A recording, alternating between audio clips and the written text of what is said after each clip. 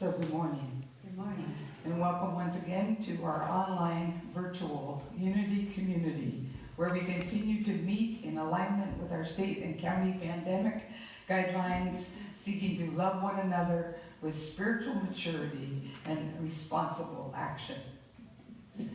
We know that this building is not our church. Our church is made up of this loving and committed community, sharing in truth and spiritual practice, connected even when we're in separate rooms, houses, or cities. I'm Rev Vicky Elders, and you can tell I'm continuing with my 6-month bout with sort of laryngitis, so bear with me. I hope I'm coming over loud and clear. I'm here with Reverend Michelle Jelenich and our Essential Sunday Service team, our music director Denise Hedlund with Richard Conklin on drums, council co-chairs Robin Falkenberg doing platform and Martha Price doing the live stream, and Larry Sanks is here helping with the soundboard and logistics. So let's begin affirming that Unity of Monterey Bay is an inclusive spiritual community, honoring the God of each of our understanding and recognizing the innate good and divine essence within each and every individual. Would you please join me in our statement of faith? There is only one presence and one power in the universe, God the good, expressing as infinite God beyond us, intimate God beside us, inner God being us, divine love in action. So we begin, as is our custom, with a moment of prayer. Once again, opening our hearts and minds to the God of our own understanding, realizing it as one aspect of the one presence and one power that expresses in a multitude of names, faces, practices, and traditions. And so we breathe into this oneness, embracing it as the truth of our being. Our nation continues to grieve and struggle in this experiment of democracy that is at its most dangerous precipice in our lifetimes. Millions of people continue to take to the streets and to raise our voices, demanding racial equality and justice as we strive to make of ourselves a more perfect union. And we who teach the divinity in all, our oneness with all, and who claim a consciousness that can change the world, we are being called today and tomorrow and each day after that to not only envision a world that works for all, and more specifically a nation with liberty and justice for all, but to take a stand to make it so, not only with our consciousness, but with our words, with our actions as well. And if this sacred call creates some anxiety, apprehension, and or discomfort in you, as I admit it does sometimes in me, I share with you this invitation to a brave space by Mickey Scott Bay Jones. It was shared with me by our own Janlyn Mythal Cox. Together we create brave space, because there is no such thing as safe space. We exist in the real world. We all carry scars, and we have all caused wounds. In this space, we seek to turn down the volume of the outside world. We amplify voices that fight to be heard elsewhere. We call each other to more truth and love. We have the right to start somewhere and continue to grow. We have the responsibility to examine what we think we know. We will not be perfect. This space will not be perfect. It will not always be what we wish it to be, but it will be our brave space together, and we will work on it side by side. And so it is. Will you now please join me in our spring affirmation, repeating after me? My heart knows well-being. My heart knows well-being. No matter the circumstances. No matter the circumstances. Releasing all fear. Releasing all fear. I rise. I rise. And so it is. Once again, for our announcements, we refer you to the weekly shout out, which you can receive by sending a request through our website at unityofmontereybay.com. But I do want to remind you right now that there is going to be our Hearts Are Broken Open virtual prayer vigil tonight at 6:30, facilitated by Sue Rosewich, our chaplains, and Reverend Michelle. It was announced in the e-blast and also in a separate special e-blast that went out yesterday, where you can find the Zoom link. And so now we're going to take a moment to bless our children. The children who are close to us and all children around the world. Those who are graduating from one chapter of life to the next, whether formally or simply in the journey of growth and maturation. Please join with me in our heartfelt blessing. We love you, we bless you, we appreciate you, just the way you are.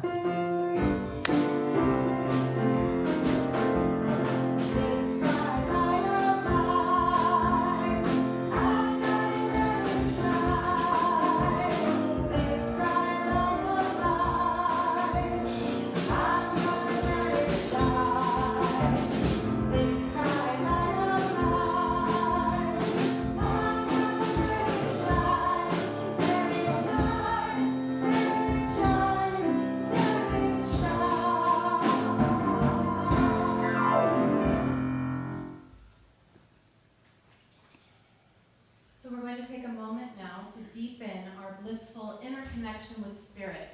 So together, taking a deep breath in and letting it out with an audible sigh, we allow all distractions to gently fade away as we invite the chime to call us into the sacred space within.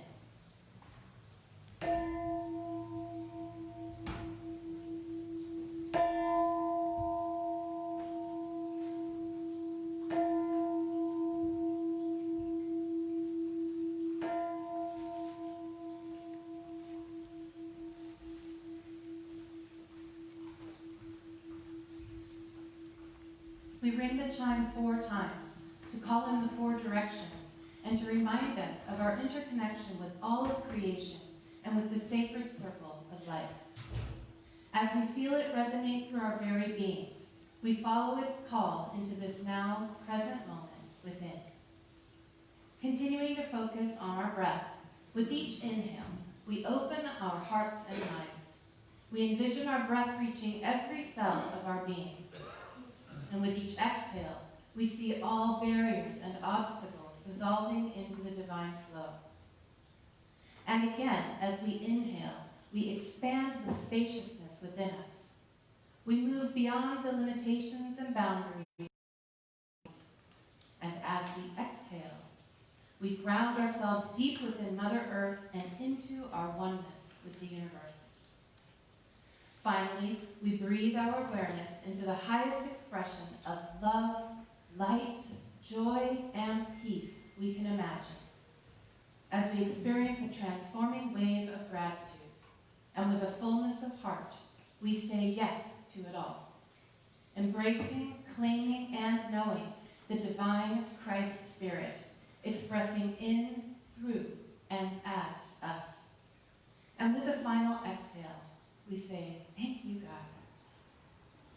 Now, fully centered and transformed by the power of Spirit, we enter into our lesson and meditation time with today's daily word. And the word is compassion. I invite you to allow my words to be your words.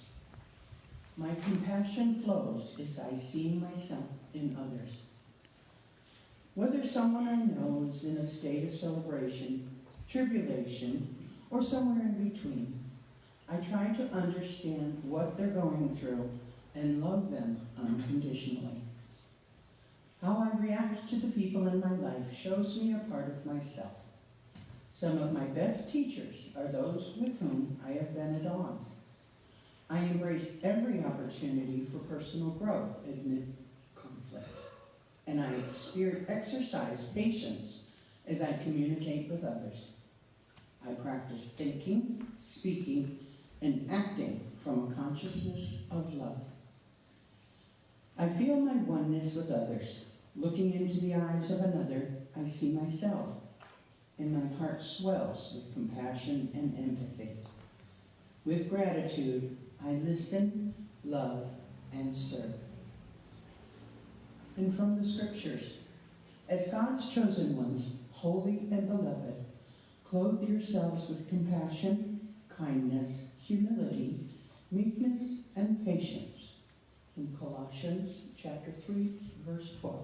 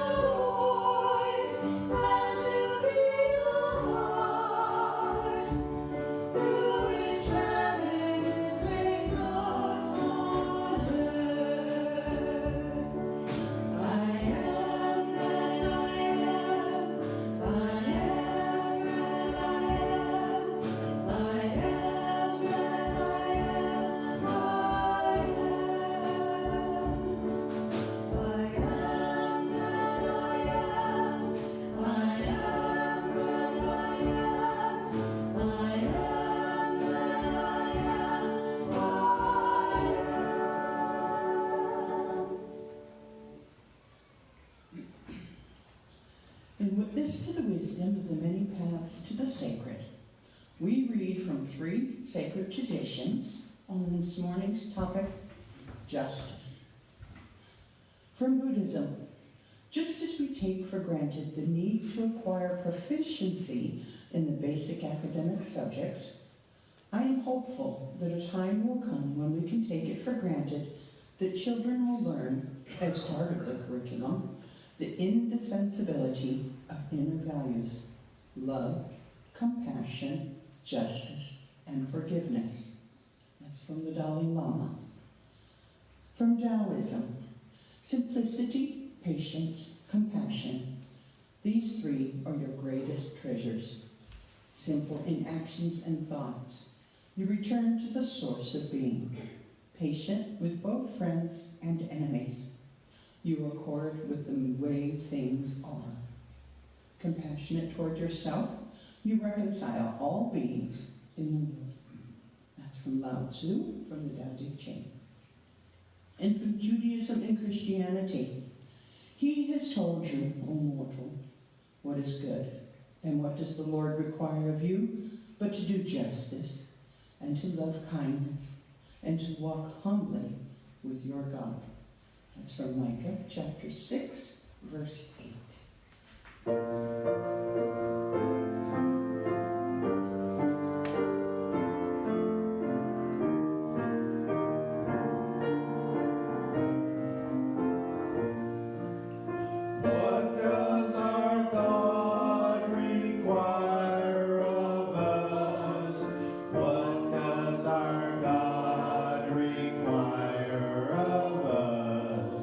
Justice, kindness,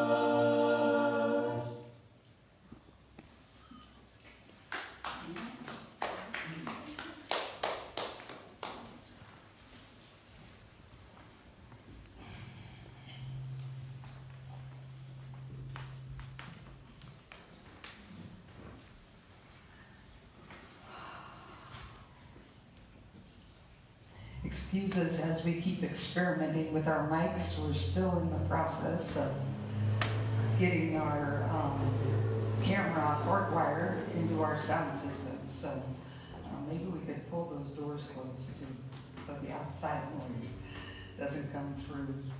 That song always touches me. I have those words printed on my checks. It's my personal mantra, and really it's all we need. So, I can't breathe.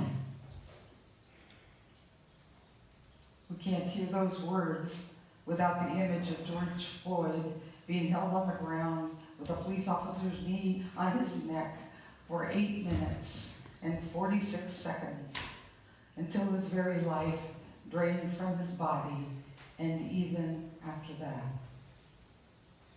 Sadly, this isn't the first video that's gone viral in which a black man in police custody cried out, "I can't breathe," and then died. That would be Eric Garner in 2014. And I'm sure there have been many others before and since him that we just don't know their names.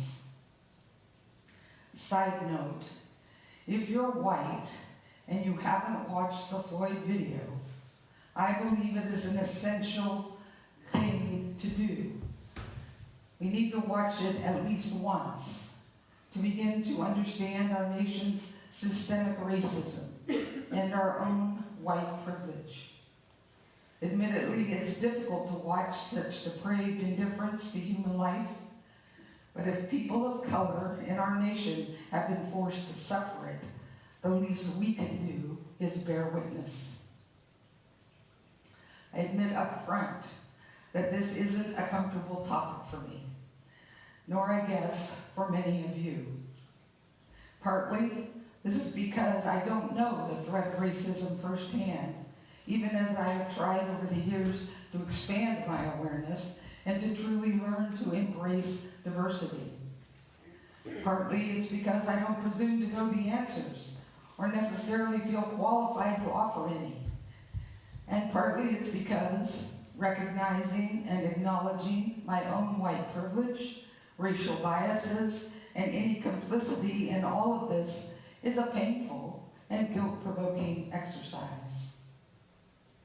For example, as I prepared this lesson, I realized how my decision to put it off until this week, until I had some time to digest and reflect, was clear evidence of white privilege to deal with racism on my own time schedule. Whereas as I listened to personal stories and reflections this past week of even very successful people of color in our country, it was just as clear that they don't share this privilege. And so gratefully, along with many, many others, I am waking up even more. I am accepting the responsibility that it is all of us white people who must overcome the crippling legacy of bigotry and injustice in our nation. It's not a new idea to me, but like most wake-up calls, it is coming from a much deeper level of awareness and consciousness. And I ask forgiveness from people of color in our nation, in our world, for my delay in awakening to this point. After all, we white people are the ones who have perpetuated racism by either commission or omission. And we are the only ones who can put an end to it, because it's about changing us. Moreover, I accept that it's not the responsibility of the victims of racism to teach us, though I am grateful for the many gracious and wise teachers I have and will continue to learn from.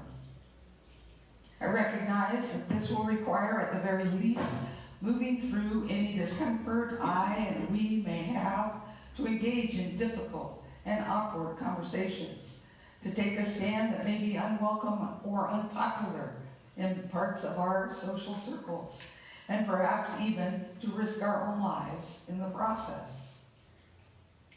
Please know that it is not my intention to preach about anti-racism, as one who has all the answers, but rather I come to this commitment as one who is seeking to learn and is willing to risk making mistakes, to share authentically, and to accept feedback, and together create a brave space for us to continue to grow.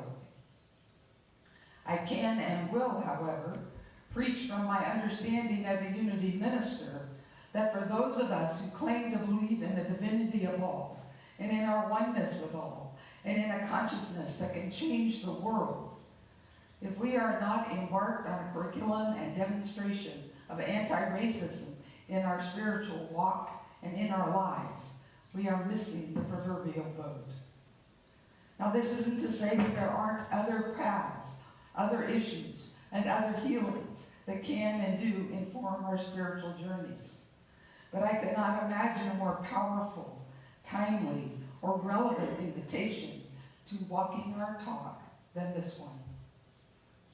And so, as I did in my e-blast message this week, I am inviting you to join me in this ordained journey, even as I and we may not have a map or necessarily even know where we'll end up, but in which we are willing to have our hearts broken open again and again, and our beliefs challenged by truth and love, in which we're willing to be guided and transformed at depth, trusting that as we become ready students, the teachers and the ways will appear, and willing to individually and collectively grieve, contemplate, learn, pray, self-reflect, forgive, ask for forgiveness, and repeat as often as necessary, until we are the change, the love, the oneness that we want to see and be in the world.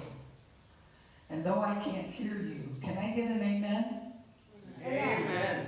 Thank you. I feel that connection even beyond the room and the building. So let's pause here and take a deep, collective breath in.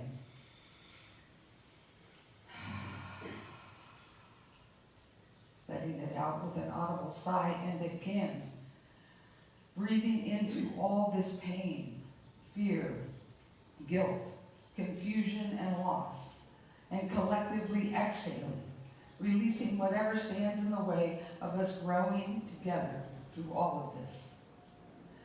So where do we go from here?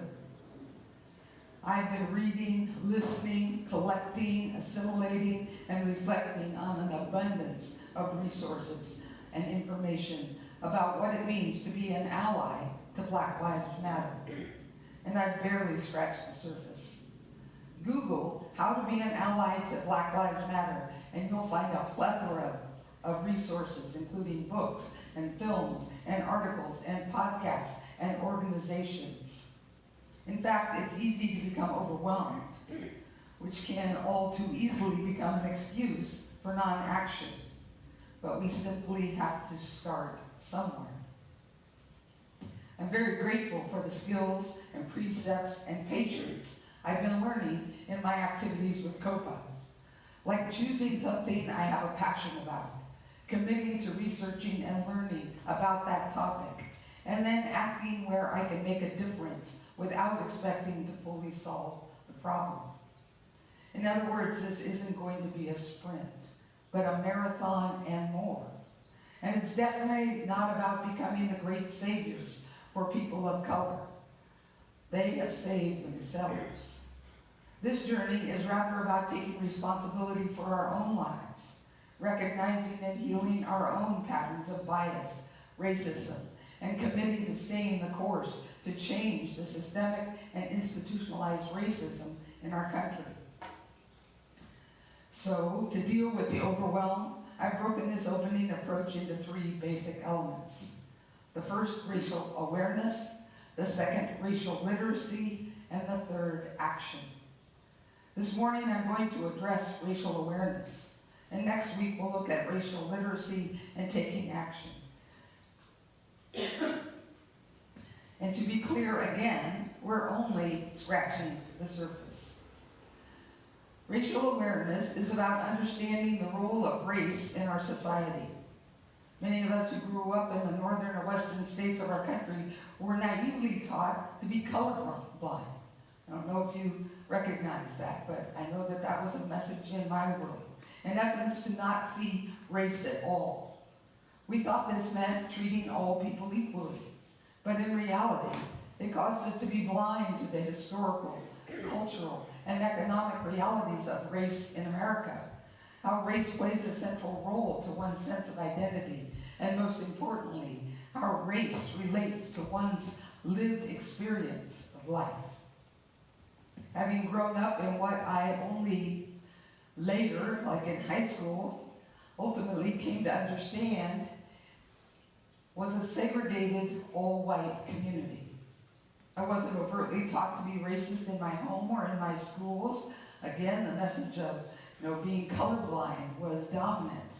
But I was clearly immersed in covert racist messages all around me. It wasn't until my youth minister shared with us his experiences in Selma, Alabama, and our high school district started a voluntary integration program between district high schools that were primarily white and primarily black, that race started to become something real in my life, and even then, it was only conceptually. I remember being shocked to learn that the realty practices in my hometown had prevented Willie Mays from buying a house there. Willie Mays could not buy a house in the city I grew up in. It wasn't until college that I actually interacted with people of different races, and while I didn't have any overt racial prejudices or animosity, overcoming my ignorance and the fear that comes with ignorance has involved an intentional and lifelong process. Racial awareness also requires knowing what it means to be part of the dominant culture, especially what advantages, in essence, white privileges, come with that status. Here are just a few that I personally recognize. Excuse me.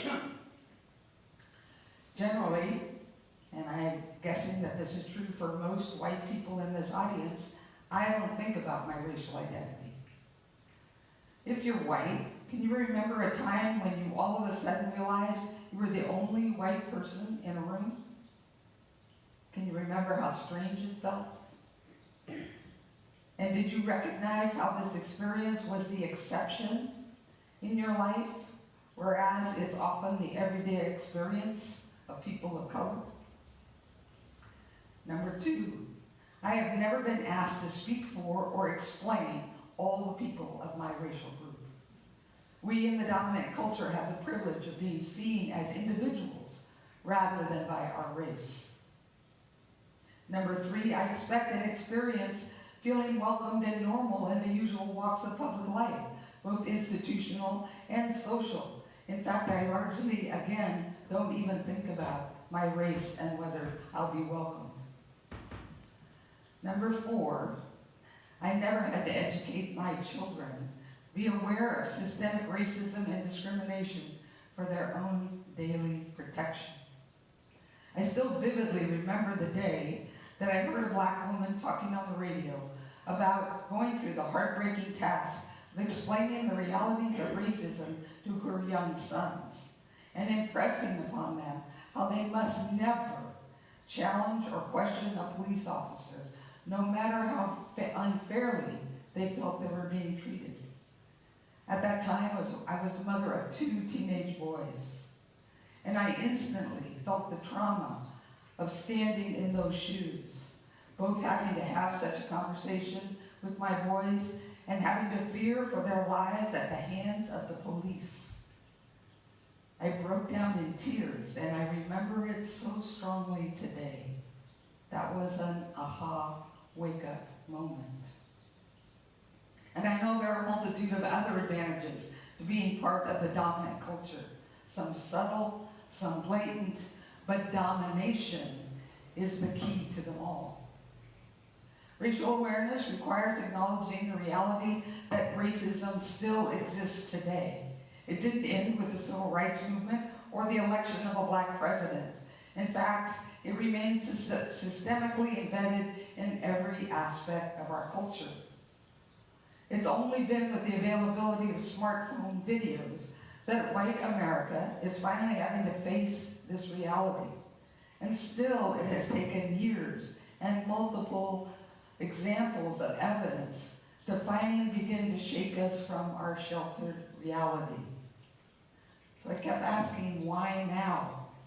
And that the answer isn't necessarily that important, but I believe that COVID-19, sheltering in, hashtag we're all in this together, the ever-present threat of and outrage against the current occupant in the White House who continues to manifest racism in a manner that cannot be ignored, all have come together to create the perfect storm, or perhaps the perfect soil, for this awakening. We couldn't escape into distractions, but had to focus in and personally witness yet another senseless killing of a black man, and not this sole incident, by the way, by a police officer.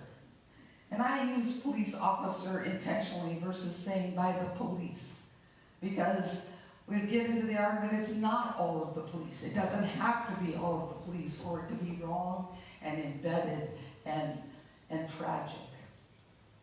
As I noted in my e-blast earlier this week, I believe that this is our 2020 solo moment, with images that have finally, hopefully, broken through and awakened white America to the reality of our ongoing tragic and systemic racism. Who knows? This may even be the beginning of waking up in general that will trigger our evolutionary leap in consciousness and ultimately allow us to create a new story for humankind, a story of social justice, human compassion, spiritual fulfillment, and environmental sustainability, all as the dominant components. And there's so much more we can do. We can read, read, read. There are an abundance of incredible resources available, from the history of racial injustice in the United States to guides on what we can do right now. Additionally, there are an abundance of enlightening films, Netflix series, and podcasts. We can also listen and learn. Again, while it's not up to our black friends or colleagues to educate us, when those who are directly affected by racism speak, we need to listen. We can also learn about becoming anti-racist and an ally to the Black Lives Matter movement. For example, these are things I learned in my research this week. Anti-racism is an active and conscious effort to work against the multidimensional aspects of racism. We need to collectively shift our thinking of racism as conscious, intentional, overt actions to unconscious, covert, and unintentional actions. While racism can happen individually, it most often happens institutionally. Additionally, studies are revealing that one is either a racist or an anti-racist. There is no room for neutrality, and there is no such thing as a non-racist. That's like trying to say all lives matter when the chant is Black Lives Matter. It's just literally being blind to what is real. Anti-racism, as I've been saying, is a white problem, which means that personal accountability and action are at the heart of being anti-racist. And you don't need to be free of racism to be an anti-racist. Anti-racism is the commitment to fight racism wherever we find it, including in ourselves. And it's the only way forward. Finally, being an ally of African Americans means more than just protesting. East Oakland activist John Jones III has a request for white people who want to show their support at demonstrations against racism. He says, don't hold up signs that say, I can't breathe. This is not about you. I'm the one who can't breathe. It's not that Jones doesn't appreciate the efforts of white people, but he notes that we do want to be long-term allies of African Americans. We can leverage our privilege in much more helpful ways, like leading protests about police brutality in our own suburban communities, or demanding that political candidates not be allowed to receive money from police unions. There is so much to learn. But I'm going to close this morning with this Facebook post that was written by a black man that was yet another wake-up call for me, another wake-up moment. He shared how twice a day he walks his dog around his neighborhood with one or both of his young daughters, and then he courageously admits, "I would be scared to death to take these walks without my girls and my dog. In fact, in the 4 years of living in my house, I have never taken a walk around my neighborhood alone, and probably never will. When I'm walking down the street, holding my young daughter's hand and walking my sweet fluffy dog, I'm just a loving dad and pet owner, taking a break from the joylessness of crisis homeschooling. But without them by my side, almost instantly, I morph into a threat in the eyes of many white people. Instead of being a loving dad to 2 little girls, unfortunately, all that some people can see is a 6'2", athletically built black man in a cloth mask who is walking around in a place where he doesn't belong, even though I'm still the same guy who just wants to take a walk through his neighborhood. It's equal parts exhausting and depressing to feel like I can't walk around outside alone for fear of being targeted." He goes on to say that if readers are surprised by his perspective, they shouldn't be. And he offers a list of what he calls some common sense points, including that in order for racism to get better, white allies are absolutely critical. And then he closes by saying, "As for me, I'll continue to walk these streets holding my 8-year-old daughter's hands in hopes that she'll continue to keep her daddy safe from harm." I know that sounds backwards, but that's the world that we're living in these days. Hashtag Black Lives Matter. Namaste.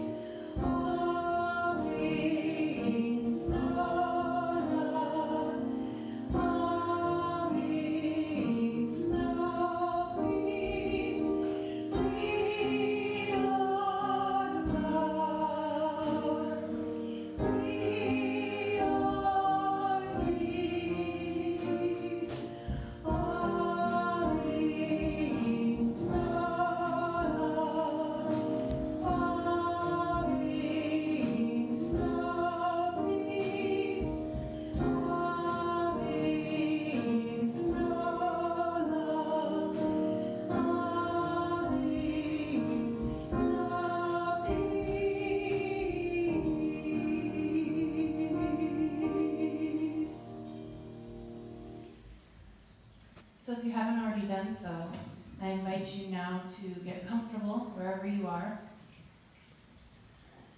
If it's comfortable, sitting upright with your feet planted firmly on the ground. You may want to rest your hands gently in your lap.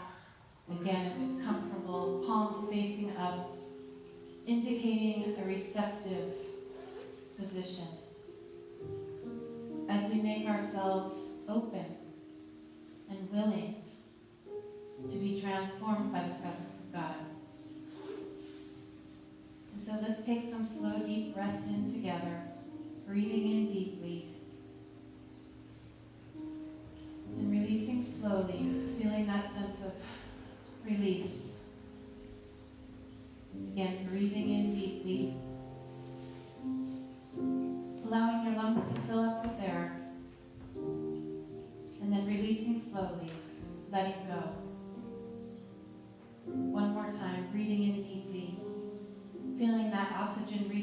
part of your body, and exhaling, letting go, relaxing,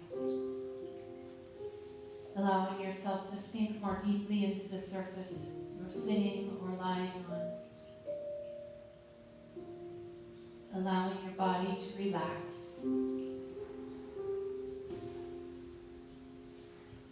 As you continue to take slow, deep breaths and arrive more and more in this present moment.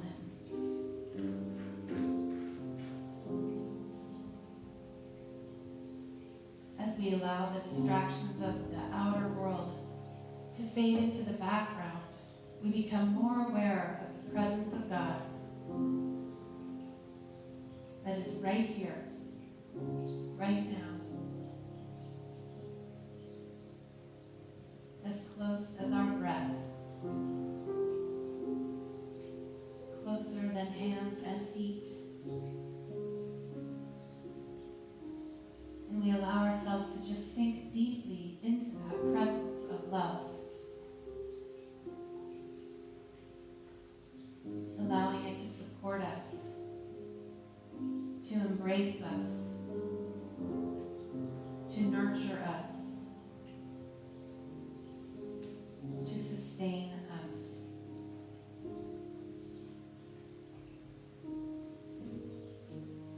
As we open more fully to this present moment, we may feel emotions that are present, maybe in our body, or in our minds, in our thoughts. And I invite you now to just allow this to be a moment of waking up. Waking up to what's right here. Whatever that may be.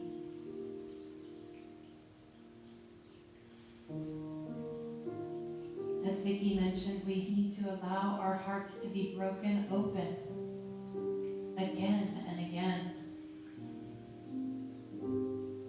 Because when our hearts break open, it is through those cracks that the light can get in. And so we allow that light in now. We allow it to fill in all the spaces with that healing, transforming love of God.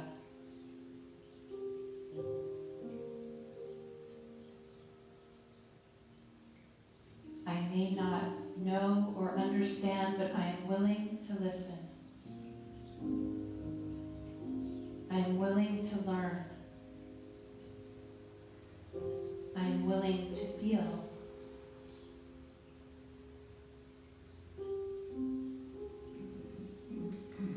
In this state of openness and receptivity, I'd like to share a piece of writing that came from the Plum Village community of Thich Nhat Hanh. I can't breathe, said George Floyd. The knee of 400 years of racism on his neck. I can't breathe, said the woman with fear in her eyes, her lungs attacked by coronavirus, as she was put onto the ventilator. I can't breathe, said the nurse, exhausted after a long shift, sweating under a hot surgical mask and foggy goggles. I can't breathe, said the 100,000 dead Americans, a nation and a world in mourning. I can't breathe, said cities choked in smoke from a planet on fire. I can't breathe, said the earth, suffocating under a blanket of carbon emissions. Breathe, my dear, said the Buddha of our time, reminding us of the way to love and healing and transformation. Breathe, my dear, said the beloved community, grieving and waking up together. Breathe, my dear, said Mother Earth, and let my oceans, mountains, and forests embrace you right now. When it seems so hard to breathe, right now, just breathe.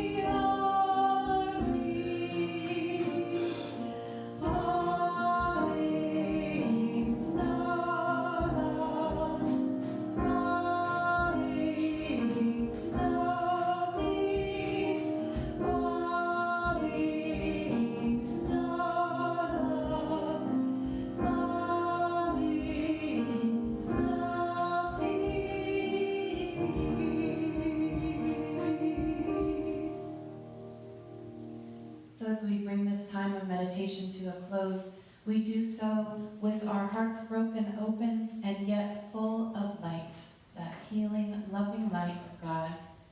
As we commit to ourselves and to one another to do what our God requires of us, to do justice, to love kindness, and to walk humbly with our God. And so it is. Amen.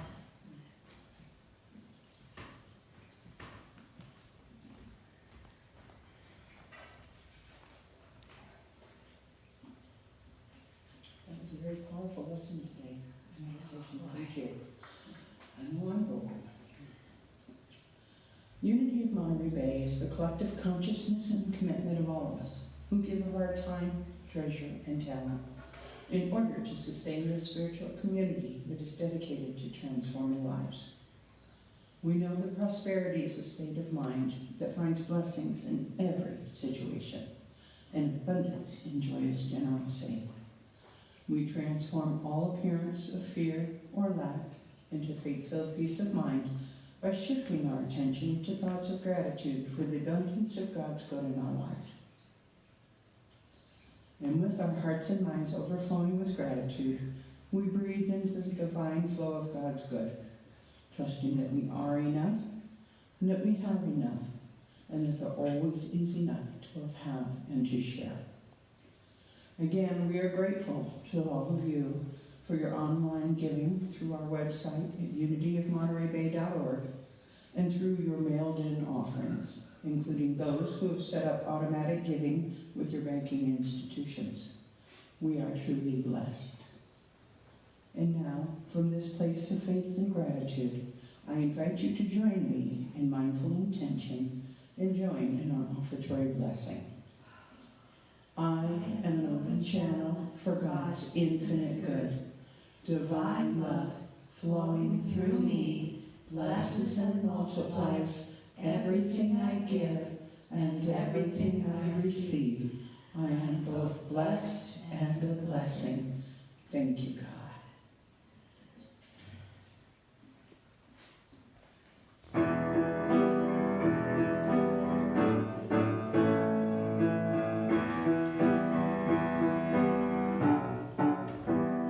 I've been looking out on the morning rain, wake up in the middle of a dream. One more chance to begin again, do the right thing. I got no faith in the powers that be, way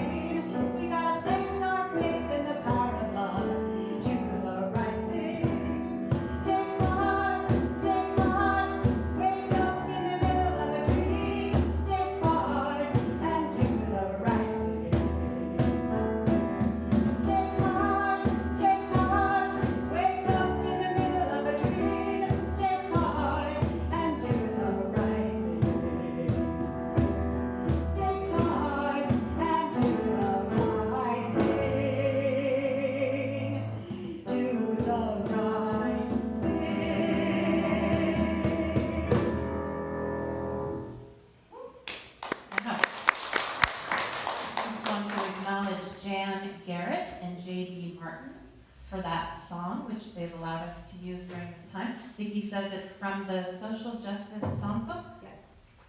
So I just want to mention them. That Denise found. Gotta give everybody credit.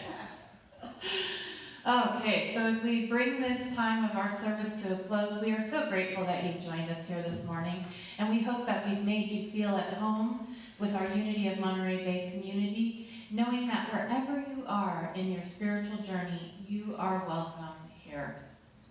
Our unityofmontereybay.org website has a prayer request link that you are invited to use to submit your prayer requests.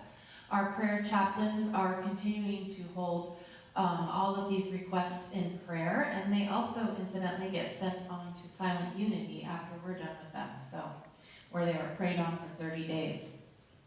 We can respond to you if you leave us an email or a way to get in touch with you. And Vicki and I are also available by email, which is in your shout out. And as always, Silent Unity is available 24 hours a day by phone, by email, or through their Silent Unity app. So we will once again, after the service, be having our Zoom fellowship and coffee time. We'll begin at about 11:15, and the link for that was in your weekly shout out. So we invite you to join us for that. And then also just a reminder, this evening at 6:30. At 6:30, we'll be having our prayer vigil, and there's also a special shout out that had that link for that in it. So that went out yesterday afternoon. So that's how you will get into that prayer vigil, is through that Zoom link. So, with all of that, what time is it? Nah, we better wrap it up. I invite you to envision the circle that we make at the end of every service, and just know that those of us who are here putting on the Sunday service today are holding that circle intact, and you can just imagine yourself part of it. And so again, as we hold our nation in our hearts, our government, the police, people of color, all of us, holding them in our heart and directing this prayer of protection to them this morning. Will you please join me? The light of God surrounds us. I am the light of God. The love of God enfolds us. I am the love of God. The power of God protects us. I am the power of God. The presence of God watches over us. I am the presence of God. Wherever we are, God is, and all is well.